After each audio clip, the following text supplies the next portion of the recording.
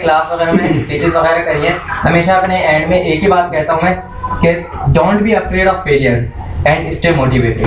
Thank you.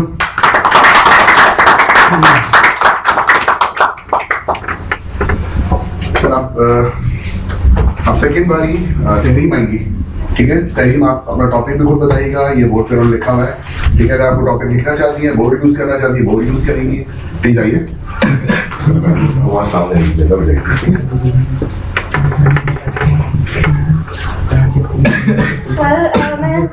मैं ये बताना चाहूंगी कि नेक्स्ट सेशन जो होगा उसमें क्या डिस्कस होना चाहिए, because obviously we talked about personality development और उसमें जो मोस्ट इम्पॉर्टेंट बात आती है वो होती है कम्युनिकेशन स्किल्स।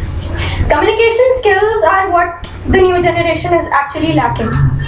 ठीक है, so I think कि जो ये मेन प्रॉब्लम है ग्लॉसोफोबिया का, कि हम अगर एक ग्रुप ऑफ फ्रेंड्स में बैठे हैं तो हम आराम से बात भी कर रहे होंगे, मजाक हंसी मजाक में हम बहुत बातें कर रहे होंगे, but when we come on stage, when a lot of eyes are watching us actually, then for no reason we get nervous और हमें समझ नहीं आता है कि हम अब क्या करें।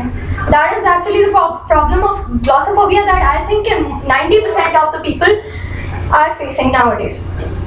So I think कि next जो session है उसमें ये डिस्कस करना चाहिए कि ग्लॉसोफोबिया को किस तरह से लेसन किया जाए और ऐसी कौन सी टिप्स हैं that we can build up our confidence and sustain it as well when we get on stage, because I actually myself want to be a motivational speaker, but I observe कि जब भी हम कहीं जाते हैं किसी award ceremony में या कहीं पे भी we see, और अगर हम फॉर एग्जांपल किसी डिबेट कंपटीशन में जा रहे हैं या ऑब्जर्व कर रहे हैं तो द डिबेटर्स होते हैं जो कि आके रोस्टम पे खड़े होते हैं और स्पीचेस देके चले जाते हैं और हम बैठ के नीचे बस तालियां बजा लेते हैं। हमें लगता है बहुत आसान है, लेकिन कभी अगर कोई रोस्टम पे गया हो फॉर द फर्स्ट टाइम तो एक्चुअली पैरों के नीचे से जमीन निकल जाती है, because when a huge audience is watching you तो डिफरेंस आ जाता है बैठ के सुनने में और खड़े होकर बोलने में।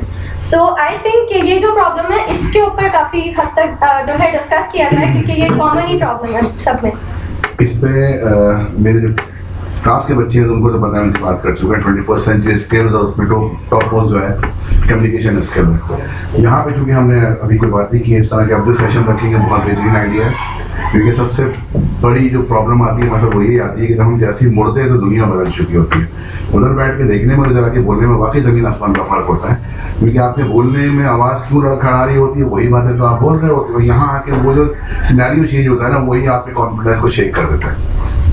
तो वाकई यहाँ पे मैंने क्यों बुलाया इनको, ये मेरे क्लास में होते हैं, ये मेरी क्लास में होते हैं, मेरी क्लास में होते हैं, मैं शिकार कर करके लाता हूँ और आज ये माशाल्लाह पहली दफ़ा शायद हेजिटेट किया और आप तो तैयार बैठे थे, गलती से भी नाम लेते थे मैं आ जाऊँ स्टेज पे। ये कॉन्फिडेंस है इनका कि होते ही बस मेरा नाम ले दे मैं आ जाऊँ और मैं आपके साथ अपने फीलिंग्स शेयर करूँ, किसी भी टॉपिक पे अपने ख्याल शेयर करूँ।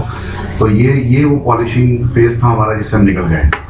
अब इनको खुद नए टॉपिक्स ढूंढने हैं, खुद नई स्क्रिप्टिंग करनी है, खुद नया डाटा कलेक्ट करना है और खुद ही उसको प्रेजेंट करना है। अभी पॉलिशिंग फेज से निकल गए। तो अब माशाल्लाह आपने देखा होगा इनको कि अभी जिस तरह कर रहे थे सर, ये अभी कुछ दिन पहले जब मुलाकात हुई थी तो एक बिल्कुल नए बच्चे थे और अब ये जना मुझे लगता है कि मुझे नहीं सर आप बैठे तो मैं कर लेता हूँ, ठीक है? तो बहुत अच्छी बात है। लेकिन कम्युनिकेशन स्किल में हम क्लास में बात कर चुके हैं और वो बहुत टॉप मोस्ट स्किल्स में से 21st सेंचुरी की, और जो हमारे बच्चों के पास मोस्टली हमारे बच्चों के पास नहीं है। ठीक है, वेरी गुड, मैं इसको नोट किया और इंशाल्लाह जब अगली दफ़ा करेंगे तो बहुत बेहतरीन तरीके से। अच्छा, आपने आज क्या वक्त ज़ाया किया है, क्या हुआ उस पर बोल के कोई नहीं गया?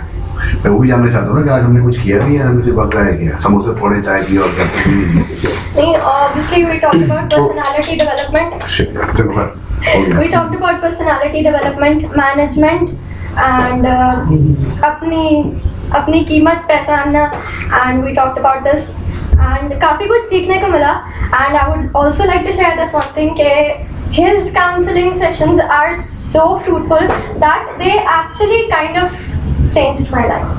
अच्छा, मैंने इसलिए नहीं बुलाया था, तारीफ मैं करवा लूँगा, तारीफ तो मैं किसी और से भी करवा लूँगा। मैं चाहता हूँ जेन्युइनली जो आप फील करते हो वो बोल के जाओ, ताकि मुझे आइंदा के लिए। तो मैं ये फील करती हूँ actually, because how I'm gonna tell you how that I came to him and on this point के I had to choose my faculties, medical versus engineering, and I was about to choose medical, but he questioned me, okay, question yourself, what do you actually want to do?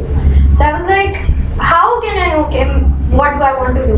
So he was like, वो काम या वो subject जो तुम्हें थकने ना दे is what you want to do. And I was like, I thought over it 100 times, and I was like, yeah, I want to do engineering. And at the end time, I changed my decision, and now I'm satisfied with whatever I decided. So that's thanks to him. So that's all I wanted to say. Okay thank you बेटा अच्छा मेरे पास अगला शिकार 4 शिकार